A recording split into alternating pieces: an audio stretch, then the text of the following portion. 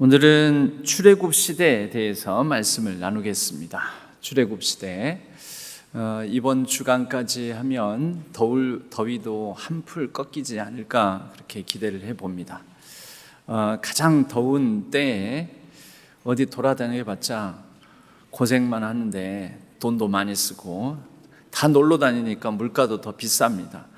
그런데 이럴 때 이렇게 예배 자리를 지키면서 시원한 교회에서 함께 시간을 보내는 여러분들이 가장 복된 분들이십니다. 뭐 가스라이팅 하는 것은 아닙니다. 예. 뭐 어디를 우리가 다닐지 몰라서 안 다니는 것은 아니지요. 그죠? 예. 어디 갈 데가 없어서 여기 이 자리에 온 것도 아닙니다.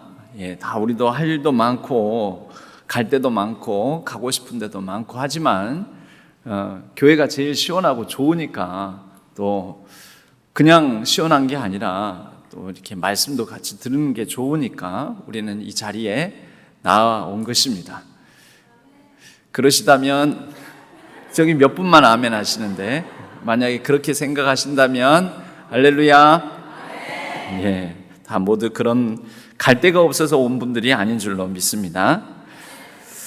오늘은 출애굽 시대인데요. 오늘 출애굽기 1장 7절에서 10절까지 이 말씀을 읽는 중에 중요한 표현이 하나 나옵니다. 중요한 표현이 뭐냐면, 그래서 이 유인물에 박스를 해놓고 박스 밑에 한 줄을 넣어놨어요. 알지 못하는, 출애굽기 1장 8절에 나오는 알지 못하다, 요셉을 알지 못하다. 요셉을 알지 못한다는 것이 도대체 뭘 모른다는 걸까요? 알지 못하다, 이 알지 못하다, 이 알다라는 것은 성경에서 굉장히 중요한 단어입니다. 이 구약 성경에서 알다라는 이 동사가 여러 번 반복해서 쓰이는데 이 알다라는 동사가 매우 중요합니다. 여러 가지 다양한 방식으로 쓰는데 이 알다라는 동사가 히브리어로 야다라는 이 동사를 사용합니다. 그런데 이 야다라는 동사는 그냥 단순히 나 저 사람 이름을 알아, 나 저 사람 얼굴을 알아, 나 저 사람 뭐 발걸음 소리를 알아, 이런 정도의 그냥 뭐 안다 이런 정도가 아니고요, 매우 깊이 친밀하게, 때로는 인격적인 관계를 맺는 그런 사이에서 아는 것을 바로 이 야다라는 이 동사를 사용합니다. 그리고 심지어 남자가 여자를 알다. 그럼 남자가 여자를 알다 그럴 때 그 알다가 뭐예요? 예, 뭐 약간 거시기한 의미까지 다 들어가 있죠. 이 남자가 여자를 알다, 이것은 뭐냐면 이제 성인으로서 부부를 이룰 수 있을 정도로, 한 여자를 책임질 수 있을 정도로 여러 정신적으로 육체적으로까지 성숙하여 남자가 한 여자를 아내로 삼고 그 아내로 삼은 이후에 부부관계를 맺고 부부관계를 맺은 이후에 자녀를 낳고 한 가정을 이룰 수 있을 정도로, 그냥 단순히 성적 욕망만 가진 것이 아니라 남자가 여자를 알다라는 것에, 특히 성경적 의미에는요, 남자가 여자를 알다라는 의미에는 전 인격적으로 그 대상에 대해서 알고 살피고 돌보고 이끌고 때로는 다스릴 수 있을 정도일 때 알다라고 하는 것입니다. 그래서 실제 남자를 알지 못하는 이 롯이, 창세기 보면 롯이 자기 이 집에 들어온 나그네가 있었어요. 손님이 있는데 그 손님을 잘 환대하고 대접하려고 그러는데 그 망나니들이 와가지고 야, 너희 집에 들어온 그 낯선 나그네 내놔라 막 그러니까 그 롯이 그때 성경 표현에 그렇게 됐잖아요. 아직 남자를 알지 못하는 딸이 있는데 이 딸을 대신 내어주겠다 이렇게 나오잖아요. 그때 이 알다도 이 야다라는 동사를 썼습니다. 그리고 하나님을 알다 할 때도 이 야다라는 동사를 씁니다. 이 그리스도와 연합한다고 하죠. 우리가 하나님을 알면, 하나님을 깊이 알면 내가 그 안에, 그가 내 안에, 그와 내가 하나가 된다. 이런 부부가 남자가 여자를 알다라는 것에도 어떤 의미를 담고 있냐면 내가 그 안에 그가 내 안에, 남편이 아내 안에 아내가 남편 안에, 그러니까 서로 둘이 한 몸을 이룬다, 이런 정도가 성경에서 말하는 야다라는 것입니다. 이 정도 하고요. 그런데 요셉을 알지 못한다라고 하는, 도대체 이게 어떤 구체적인 알지 못한다라는 뜻을 가지고 있는 것일까? 여러 가지 다양한 의미, 용법으로 이 알다라는 동사가 구약 성경에서는 또 성경 전체에서는 쓰여질 수 있는데, 도대체 요셉을 알지 못한다는 것이 실제 무슨 의미일까? 오늘 그러한 부분을 함께 좀 나누면서 그 뒤에 이제 오늘 전체 얘기의 주제가 바로 이것인데요. 여호와를 너희가 여호와인 줄 알리라. 내가 여호와인 줄 너희가 알리라. 이런 표현이 출애굽기에 반복해서 나옵니다. 특히 말 안 듣는 바로가 내가 하나님, 여호와 하나님인 줄 알리라. 이때 알다도 여러분 그런 야다라는 동사가 쓰여지고 있는데 출애굽기 이곳저곳에 나옵니다. 내가 여호와임을 너희가 알리라. 내가 여호와인 줄 알리라. 내가 여호와인 줄 너희가 알리라. 이런 식으로 거의 반복해서 계속해서 쓰여집니다. 그리고 이것은 하나님께서 여러분들에게도 자주 제가 드린 말씀이지만 예언서에도 하나님을 망각하고 하나님을 잊어버리고 하나님을 떠나서 살아가는 이스라엘 백성들에게 하나님은 계속 상기시키고 가르치십니다. 내가 하나님임을 너희가 알리라. 이 일로 말미암아 내가 하나님임을 너희가 알리라. 여러분 이게 뭐냐면 하나님의 반복학습이거든요. 모르니까 안다고 생각하는데 사실은 하나님을 모르니까, 전인격적으로 하나님을 알지를 못하니까, 하나님과 연합하여 하나님 안에, 하나님이 그 안에 살지 않으니까 하나님께서 어떤 일을 통하여서, 하나님께서 크게 보면 두 가지 일이죠. 하나는 구원하시는 일, 구원하시면서 하나님께서 이 일을 하나님의 능력으로 하세요. 구원의 일. 그런데 또 다른 반대가 있죠. 심판하시는 일을 해요. 그런데 두 가지에 대해서 다 하나님께서 구원의 사건 이외에도 내가 너희의 하나님인 줄 너희가 알리라 라고 말씀하시고요. 심판을 하시고 난 다음에도 내가 너희의 하나님인 줄 그때야 비로소 알리라 이렇게 말씀하세요. 여러분 이게 구약 성경 전체에 하나님의 자기 계시, 하나님께서 자기를 드러내시는 이 두 가지 측면, 구원의 방법과 심판의 방법을 통해서 드러내시면서 하나님을 자꾸 가르치시는 거예요. 광야, 아마 다음 주쯤에는 광야의 이제 삶, 광야 생활에 대해서 우리가 나누게 될 건데요. 예정대로 하면. 그런데 광야에서도 하나님께서 광야로 이끄셨죠. 애굽을 떠나게 해주셨죠. 그것을 통해서 이스라엘 백성들에게도 너희가 이제 내가 너희의 하나님인 줄 알고 너희는 내 백성이 되리라 이렇게 말씀하세요. 내 백성이 된다는 것은 그 백성이 하나님을 나의 하나님으로 알고 따라야 되겠죠. 그러니까 여기서도 알미 필요해요. 바로 이 야다. 그런데 그 광야에서 백성들이 하나님을 잘 오해해요. 몰라요. 그리고 하나님을 막 자기 식대로 잘못 생각하고 금송아지 만들어 놓고 이거 하나님이라고 그러고 막 하나님한테는 이렇게 해도 될 거라고 생각해서 막 함부로 하고, 그냥 하나님께서 어떻게 하십니까? 징벌을 내리시는 거죠. 벌을 내리세요. 그걸 심판이라고 하는 거죠. 징벌을 통해서, 재앙을 통해서 심판을 하세요. 그리고 나서 내가 너희에게 어떤 존재인지 너희가 알리라. 하나님께서 자기 자신을 가르쳐 주시는 방법은 두 가지입니다. 이제 막 태어난 아이들은 부모가, 우리 엄마가, 우리 아빠가 어떤 엄마 아빠인지 모릅니다. 잘 모르니까 기어오릅니다. 말도 안 듣고 버릇없이 굴고, 버르장머리 없는 자녀가 버르장머리 없는 행동을 하게 되면 어떻게 합니까? 어떻게 하죠? 먼저는 야단을 치고 혼을 내요. 그래도 말을 듣지 않으면 어떻게 해요? 그러니 매를 드는 거죠. 넌 맞아야 되겠다. 여러분, 그게 뭘까요? 내가 너한테 누구인지를 네가 알리라. 이런 행위죠. 매를 들고 때릴 수 있는 부모가 자녀에게 너 내가 누군지 아니? 나 네 엄마야. 내가 네 아빠야. 이놈의 자식 어디다가 엄마 아빠한테 엄마 아빠도 몰라보고 엄마 아빠 말도 안 듣고 엄마 아빠가 누군지도 모르고 어디서 지금 엄마 아빠 없는 애처럼 이렇게 행동을 하고 그래 하면서 엄마 아빠가 누군지 내가 너의 엄마다, 내가 너의 아빠다 라고 가르쳐주는 훈육이 바로 매를 드는 것이죠. 하나님께서 이런 일을 이렇게 하세요. 왜요? 우리의 아버지 되시니까, 우리의 어머니 되시니까, 하나님은 우리의 존재의 근원 되시니까 하나님이 하나님 자신을 가르쳐 주시는 거예요. 여러분, 오늘 이러다 보면 거의 결론까지 다 나와버렸는데 그게 뭔지 아십니까? 하나님이 자기 자신, 내가 누구인지를 알려주시는 것을 하나님의 선교라고 합니다.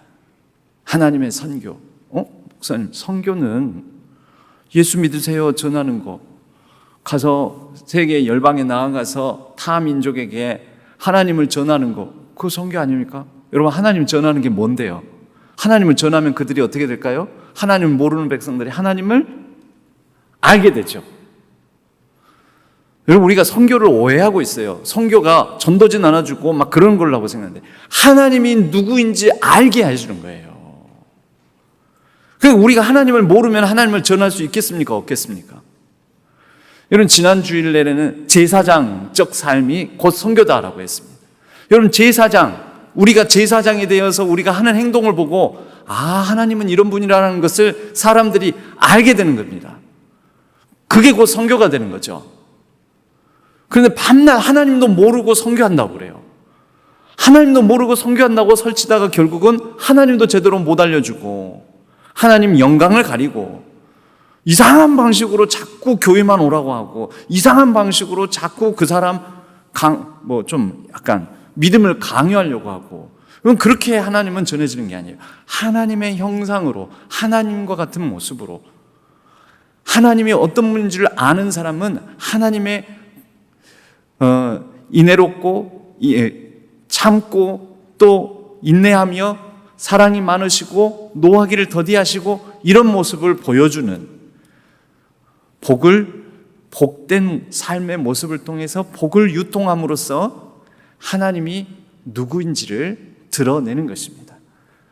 그럼 그렇게 하나님을 알리는 거예요. 하나님을 알리는 거. 그런데 하나님을 알리는 걸 꼭 내가 아니면 나도 하나님이 나한테 알려주셔서, 성경을 통해서 하나님이 어떤 분인지 알려주셔서 알려주신 바를 바탕으로 하나님을 전하게 되는 것입니다. 이게 하나님의 뭐다고요? 선교라고요. 선교. 하나님의 선교. 여러분, 그러니까 선교는 하나님이 직접 하십니다. 본질적으로는. 왜요?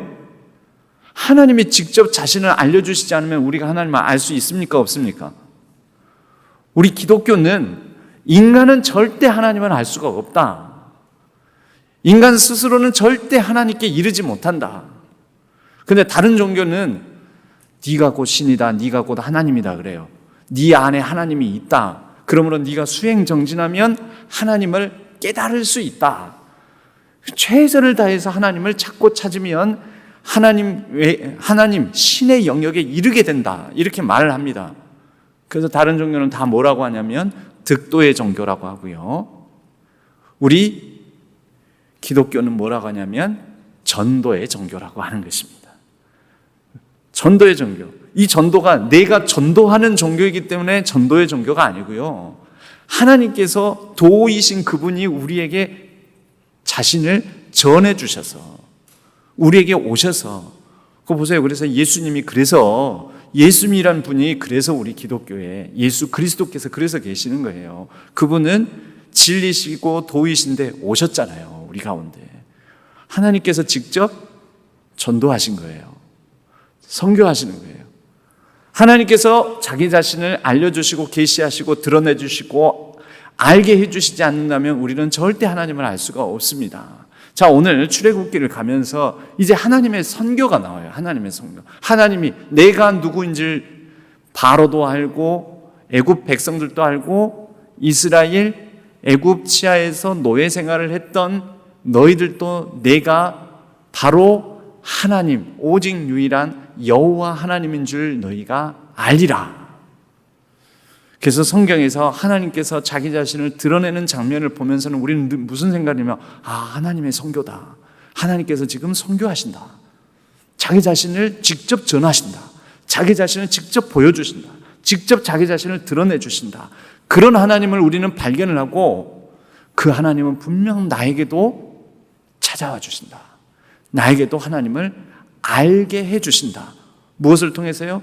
이스라엘의 역사를 통해서, 모세의 인생사를 통해서 알려주셨듯이 내 인생사를 통해서 나의 크고 작은 일들, 내가 능하게 할 수 있는 일들과 내가 부족해서 할 수 없는 일들, 여러 가지 높거나 낮거나 하는 모든 일들, 인생 전체를 통해서 하나님은 나의 삶에 자신을 하나님이신 줄 알려주시는 분이시다.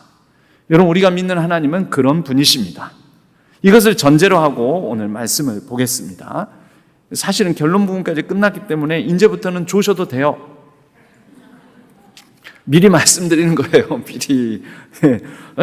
길어지다가 졸립다 그러면은 오늘은 결론을 먼저 다 내려놓고 이제 하려고요. 이제 안에 세세한 부분 집어넣으려고요.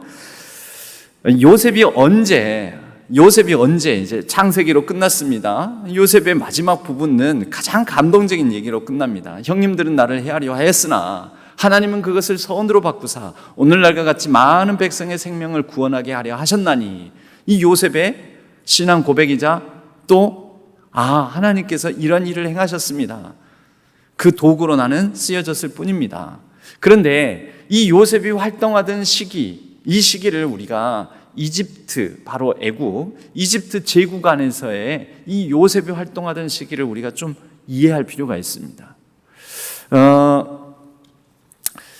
잠깐 여기 볼게요. PPT. 사진이나 여기 이렇게 다큐라든지 다큐멘터리라든지 이런 데서 보셨죠? 피라미드입니다. 근데 이 피라미드가 세워진 때가 있어요. 이게 기자의 쿠푸왕의 피라미드라고 세계에서 가장 높은 고대 건축물입니다. 지금까지도. 그래서 이게 몇 대 불가사의 안에 들어가 있는 건데요. 근데 이 피라미드가 처음부터 이렇게 큰 피라미드가 세워진 게 아니고, 이집트 왕조는 서기 한 2500년, 기원전 2500년 전, 이 다음이요. 기원전 2500년 전로 거슬러 올라갑니다. 이집트의 왕정이 시작된 게 기원전 2500년 전. 여러분, 기원전 2500년 전이면 지금부터 몇 년 전입니까? 지금은 기원 후 2024년이잖아요. 그러니까 2000년이라 잡고, 그러면 지금으로부터 몇 년 전? 4500년 전. 이건 단순한 산수입니다. 4500년 전에 이집트에는 왕정이 시작이 됐어요. 그때 제일 처음 시작되는 왕정을 편의상 제1왕조, 이집트 제1왕조라고 합니다.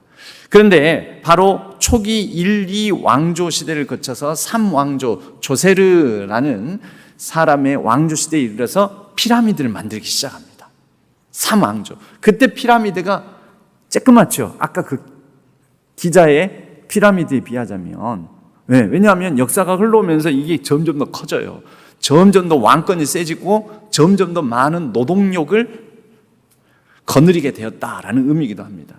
4왕조에 이르러서는요, 황금시대라고 불리는, 이집트 4왕조 시대에는 황금시대라고 불리는데요, 대단했었어요. 그래서 그때쯤에 이르러서 뭘 만들게 됐냐면, 처음에는 그 전에는 저렇게 조세르 왕의 피라미드 조금만 했었는데, 그 다음은 어마어마하게 큰, 아까 첫 화면에서 봤던 기자의 쿠프 왕의 피라미드를 세우게 됩니다.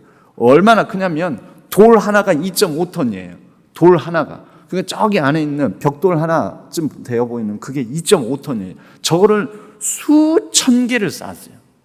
엄청나죠. 저는 저기 가봤습니다. 가봤는데 실감이 안 나요. 왜냐? 너무 더워요.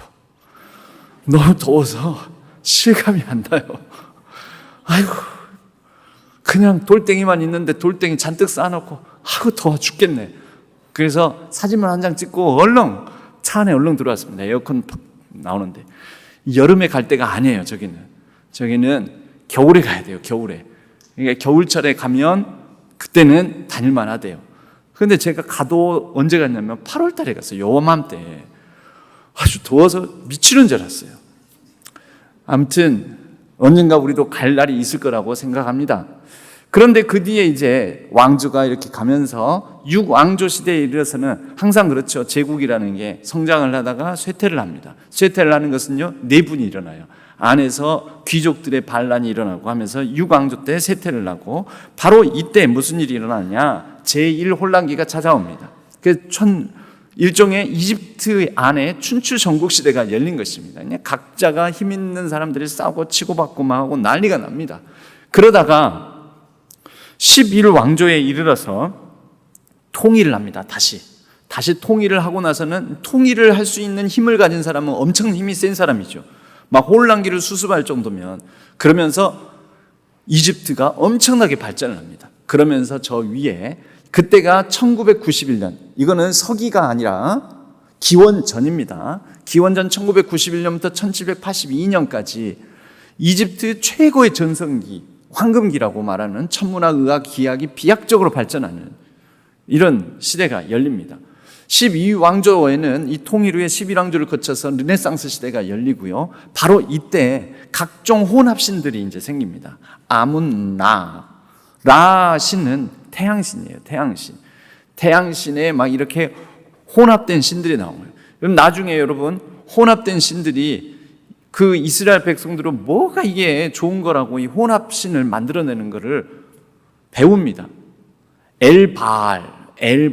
엘은 하나님이고요. 바알은 또 그 가나안 땅의 그 최고 신이거든요. 바알신. 근데 바알이 하나님이다. 하나님은 바알이다. 이런 뜻이 엘바알이에요. 엘바알. 이게 혼합신이거든요. 혼합신. 그래서 이런 혼합신들이 나오게 되는데, 이때부터 이집트에 신들이 막 엄청나게 많이 생깁니다. 이 신과 저 신을 합쳐가지고 새로운 신을 만들어내고. 이러다가 여러분, 그 다음이요. 이러다가 이때 한 기원전 2000년경에 아모리족 들어보셨죠? 성경에도 나오잖아요. 아모리족, 즉 아시아 지역에 있는 아모리족이라는 이 사람들이 그 대이동을 시작합니다. 그때는 왜 대이동을 했는지는 정확하게 몰라요. 그렇지만 고대에 대이동을 하는 이유는요, 이런 이유들이에요. 자기가 살던 지역이 흉년이죠. 어떤 기후변화가 일어나던가, 그러면 물이 부족하고 풀이 마르고, 그럼 목축업을 하던 사람들이 거기에서 목축을 더 이상 못해요. 그러면은 조금 풍성해 보이는 풍요로운 땅으로 이동을 시작합니다. 여러분, 이런 얘기가 지금 어디에 나오는 것 같아요? 그 창세기에 나오잖아요. 아브라함도 어떻게 해요? 아브라함도 흉년이 드니까 이집트로 옮겨가잖아요. 여러분, 이게 바로 민족 대이동의 흔적이에요. 아브라함이 그냥 가는 게 아니에요. 이때 아모리족, 바로 이 아시아 계열의 민족들이 대이동을 일으키는데, 아모리족이 이동을 하면서 저쪽으로도 가고 이쪽으로도 가요. 그러면서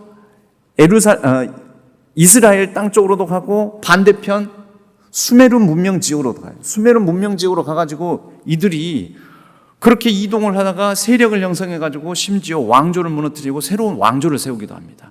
그게 고대 바벨로니아 제국입니다. 수르 3왕국을 무너뜨리고 수메르인들이 세운 제국을 무너뜨리고 바벨로니아 제국을 세우게 되는데, 이때 바벨로니아 제국의 왕 중에 유명한 사람이 함무라비 법전의 주인공인 함무라비라는 사람이에요. 뭐 그냥 이런 거는 그냥 옛날 이야기다라고 지나가셔도 됩니다. 그런데 저쪽으로 간 아모리족도 있지만 이쪽으로 온 아모리족들도 있어요. 어디로요?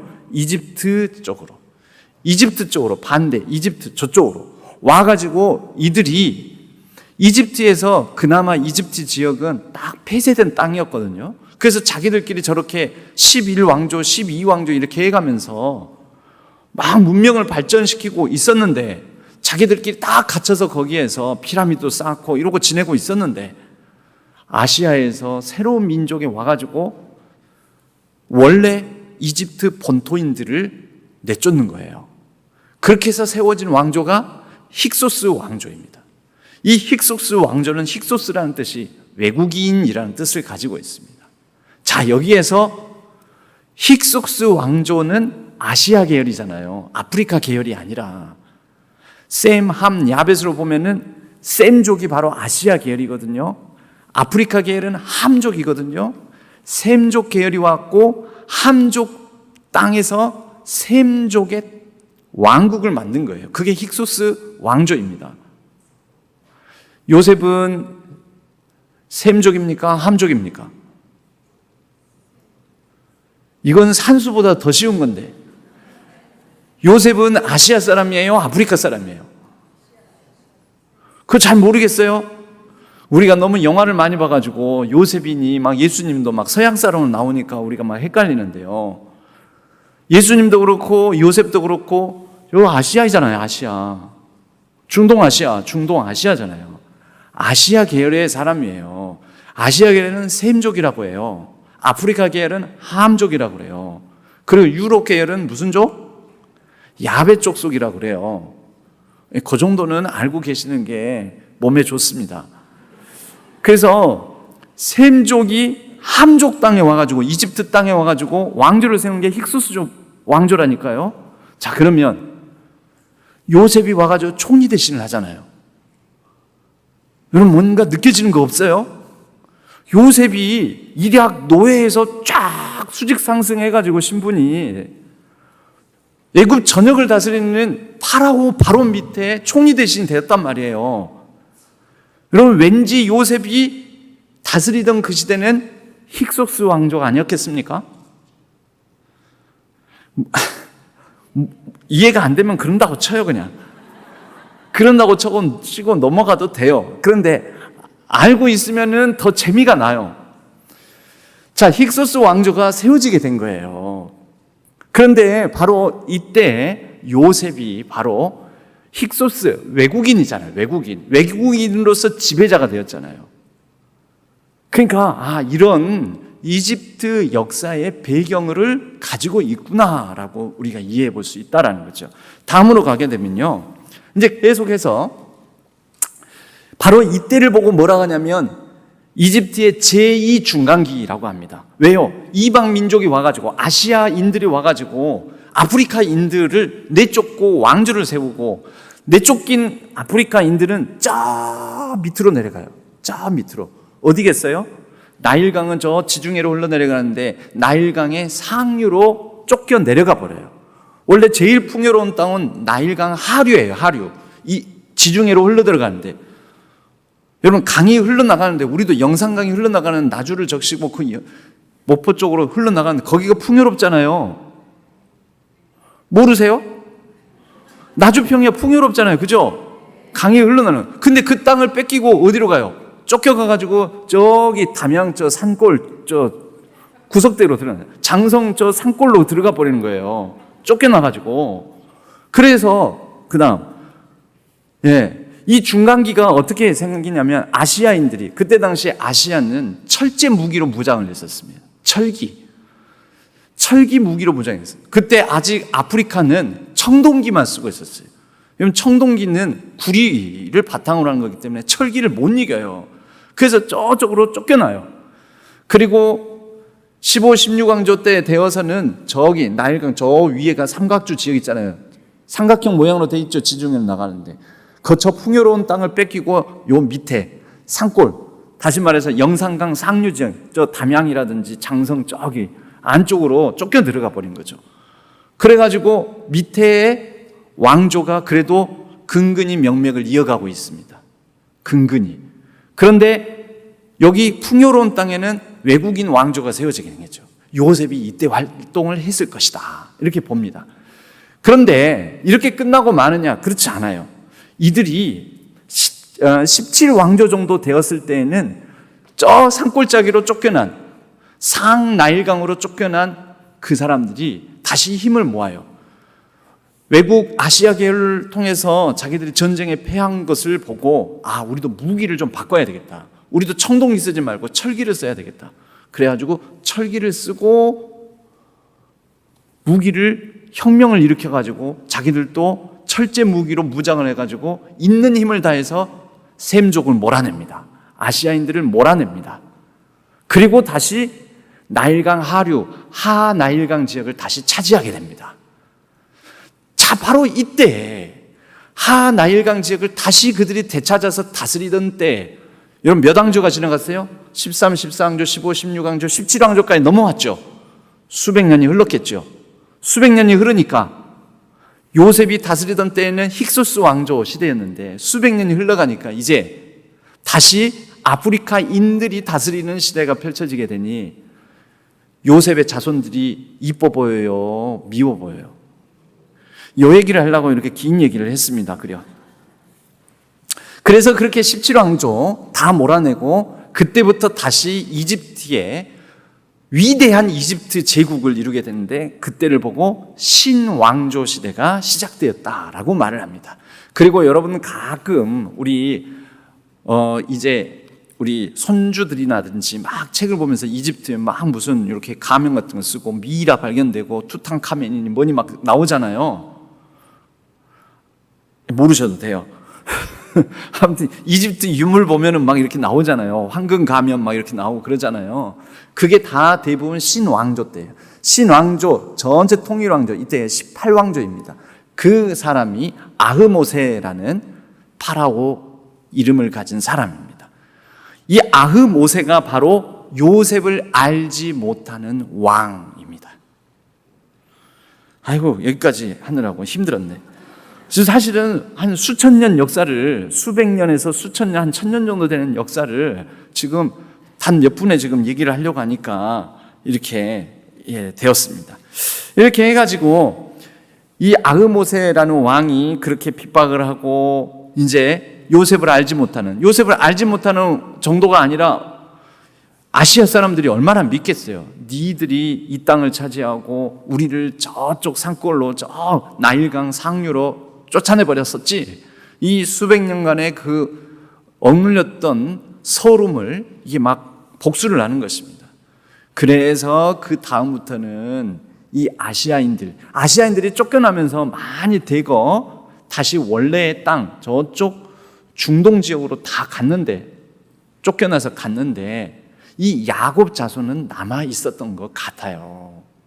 그래서 이들이 이집트 땅에 계속 머물러 있다 보니 바로 아흐모세의 이제 그 다음 왕, 그 다음 왕, 그 다음 왕, 그 다음 왕, 뭐 이렇게 이제 아까 제가 말씀드렸건 다시 요약해서 힉소스를 추방하고 다시 함족, 아프리카인들이 지배하는 그것을 만들고 그 다음에 잔족, 남아있는 셈족 계열이 노예화가 되고요. 그래서 그들이 이런 노예들을 통해서 신전을 보수하고 궁궐을 재건하는 일들을 많이 하게 된 겁니다. 그래서 출애굽기에 보면 막 벽돌 굽고 막 고된 노역에 동원되고 막 그런 일들이 일어나잖아요.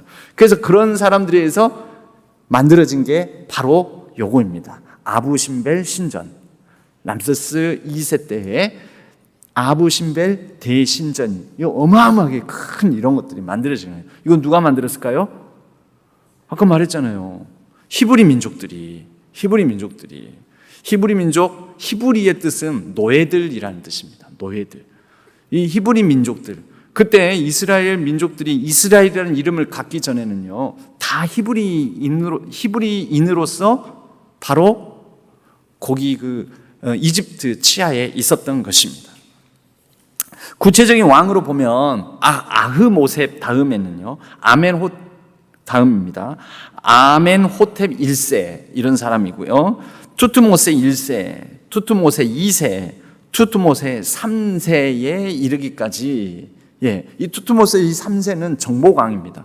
그래서 이 투트모스 3세가 내 백성을 광야로 보내라, 내 백성을 보내라 하는데 말 더럽게 안 든 왕이 바로 투트모세 3세입니다. 이 투트모스의 3세 그까지 이렇게 봤고요. 자, 이제 우리 유인물로 다시 가겠습니다. 유인물로 가서 자, 요셉의 활동 시기 이제 여기 쭉쭉 읽어나가기가 쉬울 겁니다. 이집트 문명의 발전은 왕정이 BC 기원전 2500년경에 시작되었고 2000년경까지 발전을 했습니다. 이때가 고왕조 중왕조 시대라고 볼 수가 있습니다. 그런데 아시아 계열의 아모리족, 셈족들이 대이동을 해오게 되죠.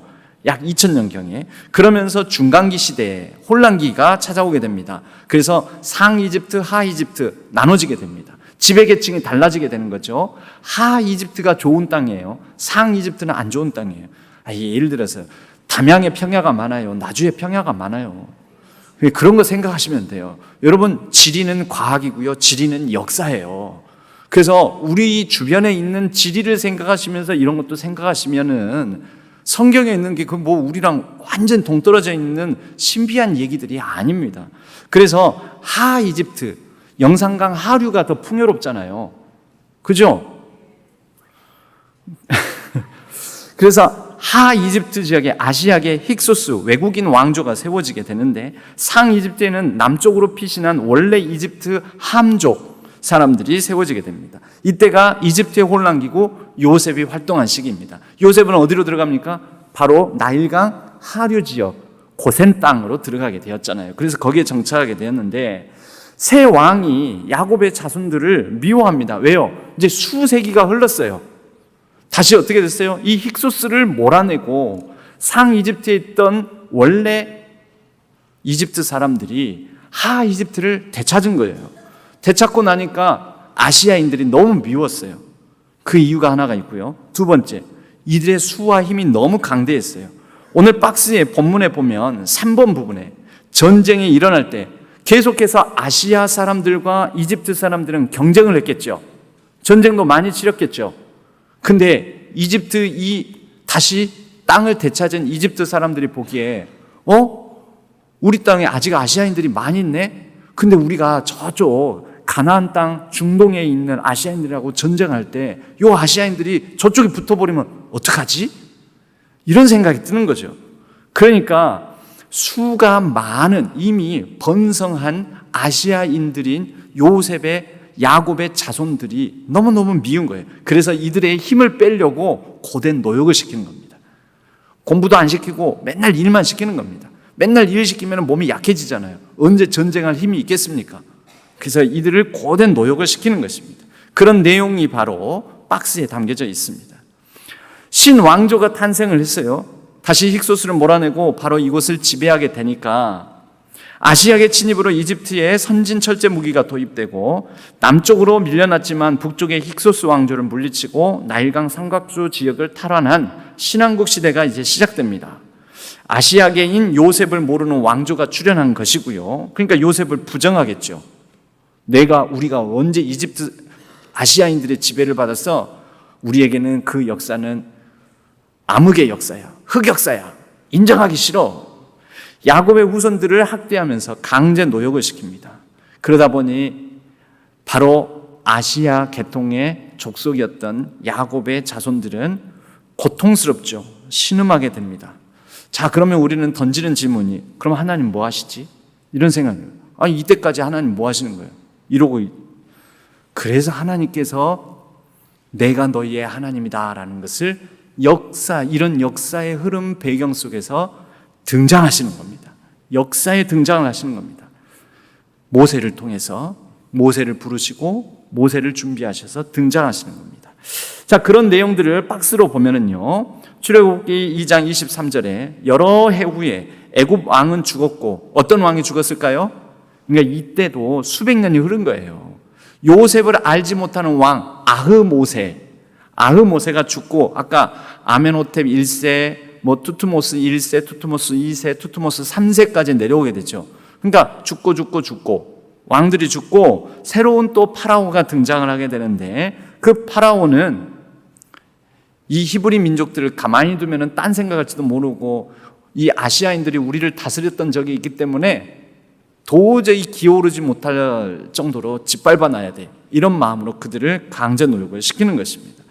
그래서 이스라엘 자손은 고된 노동으로 말미암아 탄식하여 부르짖으니 그 고된 노동으로 부르짖는 소리가 하나님께 상달된지라. 출애굽기 2장 24절은 같이 읽어봤으면 좋겠습니다. 그 박스 내에요. 시작. 들으시고 기억하사 돌보셨고 기억하셨더라. 여러분 그 동사들만 밑줄을 그어놨는데 다시 한번 동그라미를 그려보세요. 들으시고 기억하사 돌보셨고 기억하셨더라. 여러분 하나님은 기억하시는 분이십니다. 그런데 보통 하나님은 침묵하시는 것처럼 우리에게는 느껴집니다. 적어도 이때 여러 명의 왕이 파라오가 지나갑니다. 수백 년이 흘러갑니다.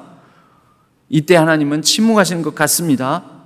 이 역사를 왜 이렇게 이끌고 가십니까? 라고 우리들은 탄식합니다. 그런데요, 하나님은 들으시고 기억하시고 돌보시고 기억하십니다. 기억하시는 하나님은 분주히 하나님의 약속, 하나님께서 하신 그 약속을 붙들고 보이지 않아도 보이지 않는 가운데 일하고 계십니다. 여러분, 들으시고 기억하시는 하나님, 돌보시고 기억하시는 하나님은 보이지 않는 가운데 일하시는 하나님이십니다. 하나님의 침묵은요, 여러분 묵묵히 일하시는 하나님이십니다. 하나님 나한테 침묵하시는, 여러분 침묵하시는 하나님은 묵묵히 일하시는 하나님이심을 기억하시기를 바랍니다. 여러분 그런 하나님을 출애굽기는 우리에게, 출애굽기 1장 2장은 몇 절로 금방 지나가 버리지만 그 수백 년 시간 동안 하나님은 일하고 계셨습니다. 어떻게 해요? 묵묵히 신실하게 이전에 아브람과 이삭과 야곱, 요셉에게 주신 약속을 기억하시고 보이지 않는 가운데 묵묵히 신실하게 일하고 계셨습니다. 여러분 출애굽기 1, 2장은 그걸 우리에게 보여주시는 거예요. 그래서 준비하신 게 있는데요. 그게 뭐냐면 모세라는 사람이에요. 모세. 그런데 이 모세라는 이름이 이집트 파라오 임금들 이름에 많이 나옵니다. 아까 보셨죠? 아흐모세. 또 뭐예요? 네, 투투모세 2세, 투투모세 3세. 여러분 아마도 이 모세도 이런 이집트 왕들의 이름으로 쓰이는 모세의 영향을, 여러분 람세스도 라모세수의 약자입니다. 라모세수. 라는 태양신이고요. 그리고 모세, 나타, 자식이다라는 뜻이에요. 그러니까 태양신이 라가 나타, 그를 낳았다 이 뜻이에요. 그러니까 무슨 뜻이냐면 람모세수, 람세스는 무슨 뜻이냐면 태양신이 그를 낳았다. 태양신의 아들이란 뜻이에요. 람세스도 모세라는 이름이 들어간 거죠. 모세라는 이름이 그때 당시에 파라오들의 이름이었습니다. 근데 이게 히브리식으로 오게 되면, 히브리식으로는 이 비슷한 이 발음이, 모세라는 발음이 물에서 건지다라는 뜻이에요. 물에서 건지다. 그래서 나중에는 물에서 건져진 자이면서 건지는 자, 구원자라는 뜻을 갖게 되는 것입니다. 여러분 이렇게 하나님은 모세라는 한 사람을 준비시켰습니다. 실제 모세가 태어나서 죽을 뻔했었죠. 이때 아멘호텝 2세가 다스리던 때인데요. 투트모스 1세, 2세, 3세 지나가지고 이 3세 때 가장 강제노역을 많이 시켰고, 그래도 두려우니까 그 다음 왕인 아멘호텝 2세가 전 이집트에 있는 남자아이들을 다 죽이라고 그랬어요. 태어나면. 그런데 그때 모세를 부모가 3개월 동안 품고 있죠. 죽이지 않고. 그러다가 도저히 얘가 이제 자라면서 우니까 품고 있지를 못하고 떠나보냅니다. 갈대 상자에 넣어서. 근데 이 갈대 상자가 노아의 방주하고 똑같은 단어예요. 하나님께서 세상을 심판하시지만 방주를 통해서 여덟 가족을 구원하시지 않습니까? 하나님께서 모세를 방주, 갈대상자를 통해서 구원하시는 거죠. 그리고 이것은 하나님께서 이스라엘 백성, 히브리 민족을 구원하시고자 하는 계획을 가지고 계셨다라고 볼 수가 있습니다. 왕궁에서 자라고요. 그러나 그는 뭔가 해보겠다고 젊은 나이에 자기 힘 믿고 한 방 때렸다가 살인자가 되어서 도망을 가게 됩니다. 그런 모세를 하나님께서 찾아오십니다. 여러분, 하나님께서 찾아오시는 게 뭐라고요? 하나님의, 이제는 이렇게 딱 들으셔야 돼요. 하나님께서 찾아오심, 하나님이 자신을 드러내심, 하나님께서 자신을 보여주심, 하나님께서 자신을 알려주심, 하나님께서 우리에게 자신을 알게 해주심이 다 뭐라고요? 하나님의 선교. 그게 하나님의 선교예요. 그러니까 하나님을 우리가 전한다고 하면서도 하나님이 누구인지를 모르고 하나님이 하나님 다우심을 제대로 우리가 전하지 못한다면 그것은 그냥 내 욕심껏 하는 어떤 전도 행위인 것이지 그건 하나님의 선교가 아닙니다. 하나님의 선교에 동참하려면 하나님을 이해하고 하나님의 방식으로 우리가 하나님을 드러내고 보여줘야 됩니다. 그래야지 하나님의 선교가 되는 것입니다. 자, 그래서 모세야 모세야 하면서 출애굽기 3장 4절에 떨기나무 가운데서 그를 불러내어서 그를 찾아오십니다. 내가 여기 있습니다. 당신은 누구십니까? 하나님께서 또 가르쳐주시죠. 나는 나다. 나는 우리말 번역에는 스스로 있는 자다 이렇게 되는데요. 영어 성경만 하더라도 나는 나다. 직역하면 그렇게 되어 있습니다. I am what I am 또는 I am who I am. 나는 다른 어떤 것으로 정의를 내릴 수가 없는 그냥 나는 나야. 나는 나야. 그건 뭐냐면 존재의 근원이시라는 거거든요. 누가 만들어낸 누군가에 의해서 존재하게 된 분이 아니라 그냥 나는 나다. 나는 나인데 내가 뭐라고 설명할 수 있겠니? 그냥 나는 나야. 그렇게 알려주세요. 그리고 그 모세를 통해서 이집트 애굽 땅으로 돌아오게 하셔서 이때부터 혼쭐 내기 시작합니다. 누구를요? 이집트 아멘호텝 2세 이 파라오와 애굽 이 지배자들을 혼쭐 내기 시작합니다. 그러면서 하나님께서 어떤 분이신지 드러내십니다. 그들은 이 나일강을 차지하기 위해서 수세기의 전쟁, 악정 고투를 치러서 나일강을 다시 다 차지하지 않았습니까? 나일강이 그렇게 중요했어요. 그래서 나일강이 그들에게는 신이라 다름없었어요. 나일강은 신적 존재였어요. 그런데 여러분, 10가지 재앙 중에 첫 번째 재앙이 뭡니까? 나일강을 죽음의 강으로 만들어버린 거예요. 나일강이 너희들의 생명의 줄이라고, 젖줄이라고, 이것이 생명의 여신이라고 웃기고 있네. 나일강 죽음의 강으로 내가 만들어버릴 거야. 이로써 나만이 오직 신 하나님인 줄 너희가 알리라 하신 거죠. 예, 그 PPT 보면은요, 좀 빨리빨리 좀 넘겨보면은, 나일강에 이런 의미가 있어요. 풍요의 근원이자 정치, 경제, 종교, 문화의 이 아주 밑바탕을 형성하고 있고요. 그리고 여기에서 온갖 신들이 다 탄생을 해요. 파라오의 권위의 상징이기도 하고, 그래서 숭배, 경배의 대상이기도 합니다. 그런데 이것을 첫 번째 재앙에서부터 피의 재앙, 나일강을 핏빛으로 물들어 버림으로 모든 물고기가 둥둥 떠오르고 다 죽어버리고. 근데 여러분, 우리가 생각해야 될 게 있어요. 이게 3,000년 전 일이 아닙니다. 3,500년 전 일이 아니에요. 오늘날도 이런 일들이 일어나요.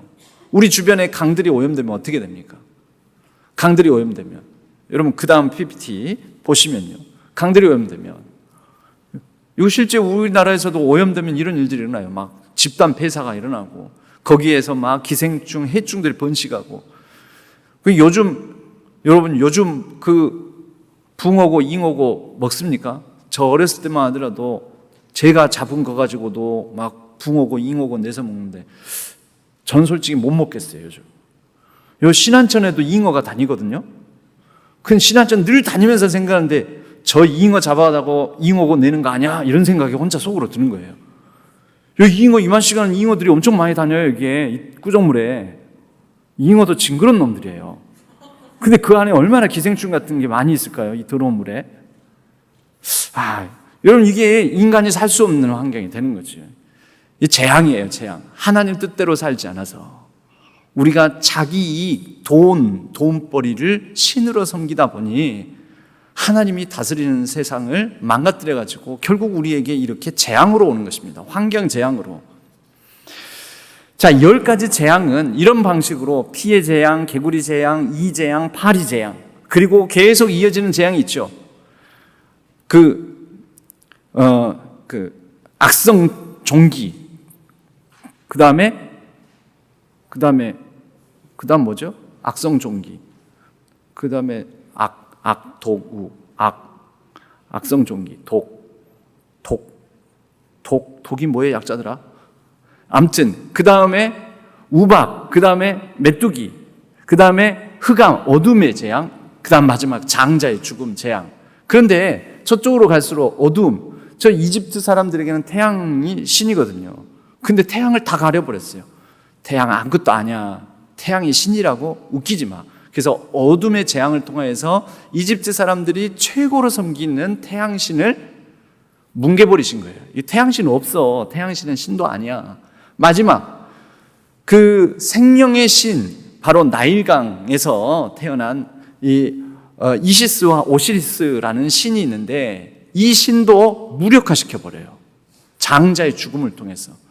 생명, 죽음 다스리는 분은 이런 오시리스나 이시스가 아니라 오직 여호와 하나님이시다라는 걸 드러낸 게 바로 이 10가지 재앙입니다. 자, 밑에서 두 번째 이 까만 점, 10가지 재앙은요 하나님의 선교입니다. 10가지 재앙은 하나님의 선교. 왜 하나님의 선교입니까?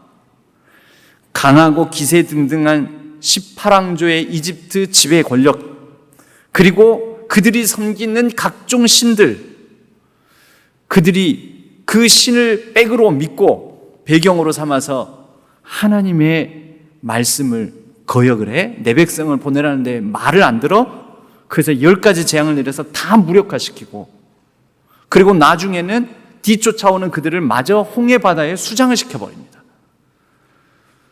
그들이 그렇게 영광스럽고 좋은 곳으로 여겼던 물, 바다, 이런 걸로 하나님은 심판해버리시는 거예요. 선교는요, 하나님께서 자신을 세상에 드러내심으로 자신이 누구인지 알리시는 겁니다. 알게 하시는 겁니다.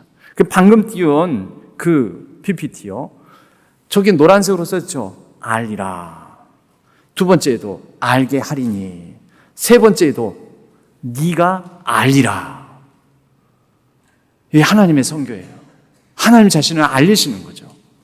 그 나중에 예언서에 가면은 예언서에도 나옵니다. 꼭 심판 말씀하고 나서 벌을 내리시겠다고 하면서 내가 하나님인 줄 너희가 알리라.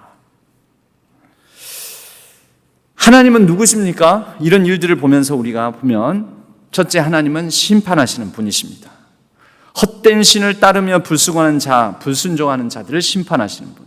하나님은 누구십니까? 하나님을 믿고 의지하고 순종하고자 하는 자에게는 구원하시는 분. 봐요, 하나님 벌써 두 가지 중요한 사실을 알려주시잖아요.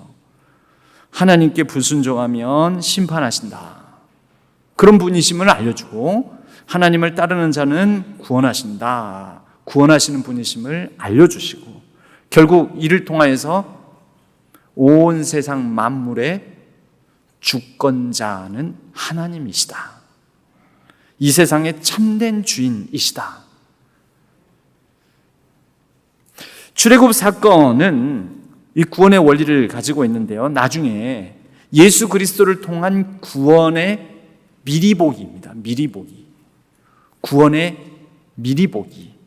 그 박스로 정리를 해놨어요. 출애굽 사건 왼쪽, 예수 그리스도의 십자가의 구원의 사건 오른쪽. 똑같이 하나님은 창조주시다 드러냅니다. 하나님은 피조물을 사랑하신다. 이 두 가지가 다 하나님을 이렇게 드러내고 있습니다. 하나님은 백성을 구원하시기를 원하신다. 방법이 출애굽은 조금 달라요. 하나님의 능력을 드러내시는데 그 능력이 10가지 재앙과 홍해를 가르시는 사건이고요. 예수 그리스도의 십자가 사건에서는 십자가와 부활을 통해서 하나님의 능력을 드러내십니다. 그리고 우리는 오늘날 바로 십자가의 능력, 부활의 능력, 그 하나님을 우리는 믿습니다. 그리고 그것을 우리는 부활의 산 소망으로 품습니다. 자, 반응에 따른 결과 심판, 믿지 않고 불순종하는 자에게는 심판, 믿고 순종하는 자에게는 구원, 똑같죠? 구원의 결과 하나님의 백성이 됩니다. 두 가지 다 출애굽 사건이나 예수 그리스도로 말미암은 사건이나 하나님의 백성 됩니다. 그런데 출애굽 사건을 통해서는 출애굽 이후에 어떻게 돼요? 율법을 받고 약속의 땅에 들어가고 머물게 됩니다. 이것이 예수 그리스도를 통해서는 어떻게 됩니까? 성령을 받고 성령의 생명의 법을 받고, 맞죠? 예, 로마서에 나오죠. 로마서 8장에 생명의 성령의 법, 바로 그 가운데 우리가 거함으로 그리스도 안에서 살아가는 것입니다. 우린 그리스도 예수 안에 살아가는 바로 거기가, 그곳이 우리에게 주어진 약속의 땅입니다. 그리고 그 안에서 살아가면서 여러분들에게 몇 번 보여드린 적이 있는데 오늘 내가 그거는 준비를 안 했네요. 그리스도 예수 안에서 살면서 하나님과의 관계를 회복하고, 그래서 하나님과 관계 회복은요, 하나님을 알아가고 하나님을 사랑하고, 나 자신과의 관계를 회복해 나가면서 이전의 옛사람의 모습인 나를 부인하고 성령 받아 성령 충만함으로 살아가고, 이제 세 번째로 공동체원들과의 관계를 회복해 가며 이제 이웃사랑의 출발이죠. 먼저는 같이 이룬 공동체의 관계를 회복해 나가면서 교회 공동체 안에서 형제사랑, 그리고 섬김의 도를 배워가고, 마지막 네 번째로 세상과의 관계에 있어서 복음 전파와 하나님이 누구이신가라는 것을 우리가 나의 삶으로 드러내고 보여주면서 내게 세상 속에서 맡겨진 일들을 하나님의 뜻대로 잘 경영해가는, 세계 경영, 세상 경영에 나가는 그런 방식으로 우리는 그리스도 예수 안에서 우리에게 주신 이 약속의 땅을 살아가는 것입니다. 바로 이것이 세례의 의미고요. 바울은 서신서에서 이 홍해 사건과, 즉 출애굽 홍해 사건과 예수 그리스도로 말미암아 새 사람을 입는 세례를 비유적으로 동일한 연장선에 놓고 말을 하고 있습니다. 고린도전서 10장 2절에 모세에게 속하여 다 구름과 바다에서 세례를 받고, 그래서 이 말이 나오는 거예요. 이게 이렇게 박스로 정리해서 양쪽을 놓고 오면 이게 거의 동일한 의미란 말이죠.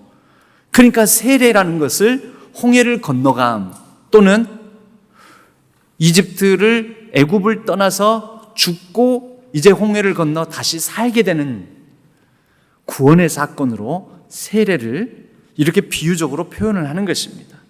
로마서 6장 3절에서는요, 무릇 그리스도 예수와 합하여 세례를 받은 우리는 그의 죽으심과 합하여 세례를 받은 줄을 알지 못하느냐. 5절, 만일 우리가 그의 죽으심과 같은 모양으로 연합한 자가 되었으면 또한 그의 부활과 같은 모양으로 연합한 자가 되리라. 여러분, 이 연합이 뭐라고요? 제일 서두에서 말씀드렸던 알다입니다. 알다. 알다가 단순히 지적으로 아는 거 아니에요. 남자가 여자를, 여러분, 지적으로만 아는 거, 그게 부부 관계, 부부 생활이 아니잖아요. 제 이름은 순이야, 그런다고 해서 아는 게 아니잖아요. 연합하는 관계, 그게 아는 거예요. 제대로 아는 거. 나는 내 남편을 알아. 내 남편은 아내, 나를 알아. 여러분, 그건 연합한 관계예요. 완전한 연합. 전인격적인 연합. 주 예수 그리스도와 완전한 연합으로 우리 주 예수 그리스도를 제대로 아는 우리 모든 성도님들 되시기를 바랍니다. 아는 사람이 알리는 것입니다. 우리가 하나님을 알아야 하나님의 선교에 동참하고 하나님을 알리고 전하는 일을 감당할 수 있을 줄로 믿습니다. 그렇게 하나님을 알고 하나님을 알리고 하나님과 더불어 그리스도 예수와 함께 연합한 자가 되어 이 땅을 우리에게 주신 그리스도 예수 안에서 살아가는 모든 상황, 모든 땅들을 우리가 잘 다스려 나가는 우리 모든 성도님들 되시기를 주님의 이름으로 간절히 축복합니다.